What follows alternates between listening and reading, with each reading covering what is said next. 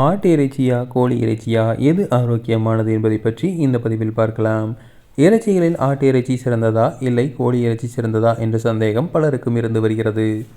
ஆடும் வேண்டாம் கோழியும் வேண்டாம் என கருதி கடல் உணவுகளை உட்கொள்வோரும் பலர் இருக்கின்றனர்.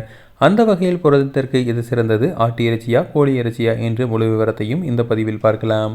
மனித உடலுக்கு மிகவும் அவசியமான ஊட்டச்சத்து புரதம். இது தசைகள் வளர, உடல் செல்கள் புதுப்பிக்க, நோய் எதிர்ப்பு சக்தியை உயர்த்த முக்கிய பங்கு வகிக்கிறது. அசைவ உணவு சாப்பிடுபவர்களுக்கு ஆட்டிறைச்சி மற்றும் கோழி இறைச்சி இரண்டும் புரதம் நிறைந்த உணவுகள் தான். ஆனால் ஆரோக்கியத்திற்கு எது சிறந்தது என்பதில் பலருக்கு குழப்பம் உள்ளது. தேசிய மருத்துவ நூலகம் மேற்கோள் காட்டிய ஆய்வுகளின் அடிப்படையில் ஆட்டு இறைச்சியில் புரதத்தை விட கொழுப்பு அதிகமாக உள்ளது. அதாவது 100 கிராம் ஆட்டு இறைச்சியில் 230 முதல் 300 கலோரிகள், சுமார் 25 கிராம் புரதம் இருக்கிறது. இவ்வாறு அதிக கொழுப்பு உட்கொள்வதால் உடல் எடை அதிகரிப்பு, இரத்த சர்க்கரை உயர்வு, கொழுப்பு மற்றும் ட்ரைகிளிசரைடு அளவு அதிகரிப்பு, இதய நோய்கள் அபாயம் ஏற்படலாம். குறிப்பாக சர்க்கரை நோய், இரத்த அழுத்தம், கொழுப்பு அதிகம் உள்ளவர்கள் ஆட்டு இறைச்சியை அடிக்கடி சாப்பிடக்கூடாது.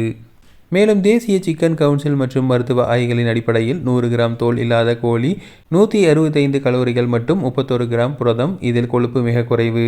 நிறைவுற்ற கொழுப்பு, அதாவது சேச்சுரேட்டட் ஃபேட் குறைவு. எளிதில் செரியும் மெலிந்த புரதம் லீன் புரோட்டீன் அதிகமாக உள்ளது. இதனால் இந்த உடல் எடை கட்டுப்பாட்டில் இருக்கும், தசைகள் நன்றாக வளரும், நீண்ட நேரம் பசியை கட்டுப்படுத்தும், இதயத்திற்கும் பாதுகாப்பானது.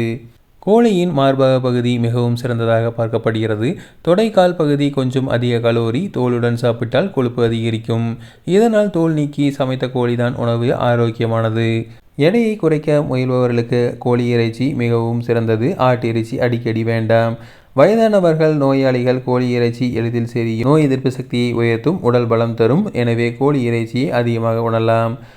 முக்கியமாக எந்த இறைச்சியும் அதிகமாக சாப்பிடுவது நல்லது அல்ல. எண்ணெயில் பொரித்து அதிக மசாலா சேர்த்து சாப்பிடுவதை மிகவும் தவிர்க்கவும்.